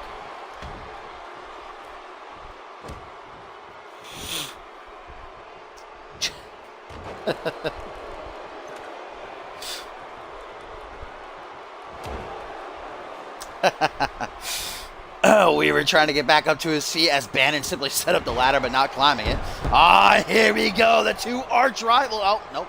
Cut short. Bannon just kicked him. That's all we got. Gerard Fisher abandoning the ring, which allows Weaver to climb up. No doubt Weaver, the smallest, but also I'd say the quickest in this matchup. Certainly the scrappiest. As Bannon and Gerard aiding each other to knock Weaver down a couple of rungs, but he's still actually on the ladder. A harbinger of darkness and the German super soldier beating the hell out of each other as Nero comes in to try to knock. They're just fucking punching him. They're all taking turns punching. Oh no! Now Weaver with a power bomb off the ladder. Now that didn't look like it felt too great. Gerard now gonna have his turn climbing the ladder. Bannon turns to see what's going down, climbing up to the top slowly but surely. I don't know if Nero's going to be strong enough to push both men down. He is. Wow. And now an electric chair drop for Fisher. Last chance for Gerard to get a win before the season comes to an end. He wasn't on Monday Night Fusion. He's not set to compete this Sunday at Retaliation.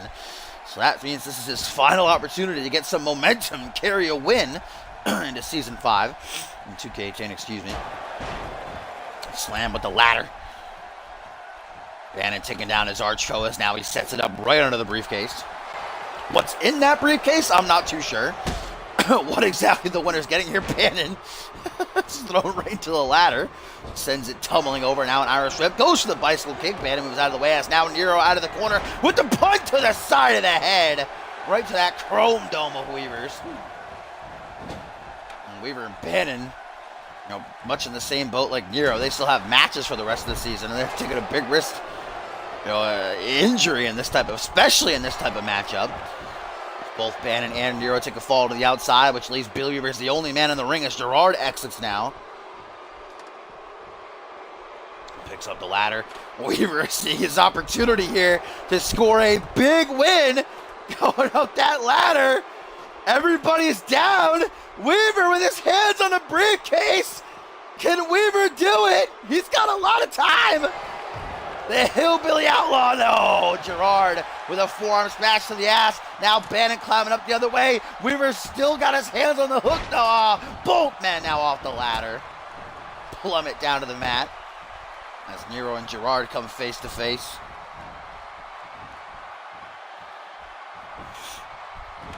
Nero picking up the ladder. Gerard closing in, though. Big old forearm smash from the blind side. Knocks the ladder out of his hand as the Harbinger of Darkness going to go and grab it. Meanwhile, the German super soldier with the beast bomb Bannon, no selling. That ladder shot did Weaver right there. And now we're going to see the two arch bad blood rivals go at it as Weaver flattened on the ladder face first. Holy camoli. Bannon now sets up the ladder once again. Nero trying to crack him in the back of the head. Begins to climb. Nero just pushes him off. He's halfway up. Move out of the way. Weaver. There goes Bannon taken out of commission for the time being. Nero turns around. Pole kick to the gut. The Hillbilly Outlaw with a swinging neck breaker. Like a whirlwind. Here comes Gerard Fisher sliding back into the ring after taking a couple of seconds to rest. Stomping the ladder out of Weaver's hand. Not too sure how that works. Bannon trying to get back up to his feet meanwhile ringside. Looks like a heavy Irish whip to bring Nero to the outside. Nearly right through. I think he went to the table there. Bannon now back to his feet. Slides back in. Gerard Fisher seems to want to go and finish off Nero, which leaves Bannon and Weaver alone in the ring. Back up by Weaver. Goes for a forearm smash, but Bannon sees it coming. These two, at this point know each other so well. The fight just continues no matter. Whoa! Oh! I didn't know that kind of animation was in the game. That's neat. Slamming Gerard back first off the ladder. Now Weaver climbing to the top. Hands on the briefcase again. Will Nero be quick enough? Zips up that ladder and just in the nick of time saves things from ending as Weaver gets a fucking, 5-6 punches to the gut there. Now Nero takes a tumble from the top and Billy Weaver right back at it. Now it's Bannon and Gerard who are to their feet. But wait a minute. No, Bannon wasn't quick enough. Weaver grabs the briefcase. Let's just say there's $5,000 in there. So Weaver, the winner of the $5,000 prize. Weaver out quicken, if you will, his foe in Bannon there. A lot of moonshine can be bought for $5,000.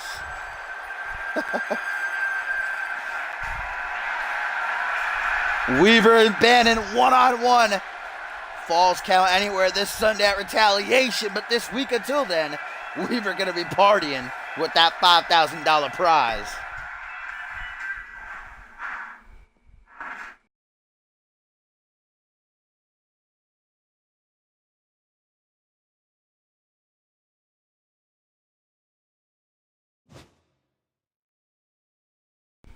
And as always, ladies and gentlemen, if you like what you saw and you do want to see more, make sure you follow me. This is the final week that we are spending on 2K17. This Thursday is Reality Wrestling. Friday is Genesis. And Sunday will be the Fusion exclusive pay-per-view Retaliation. So, obviously not accepting any new cause. But if you want to join our website right there, post a link for you in the chat. You can reserve a spot, if you will, for 2K18. There's going to be spots open, though. So yeah, check out our website. Most definitely all the past episodes are on my YouTube channel, which is linked on my Twitch info page. You want to see those all season long. So I will see you guys on Thursday. If not, I'll see you on Friday. If not, I'll see you on Sunday. If not, I'll see you on 2K18.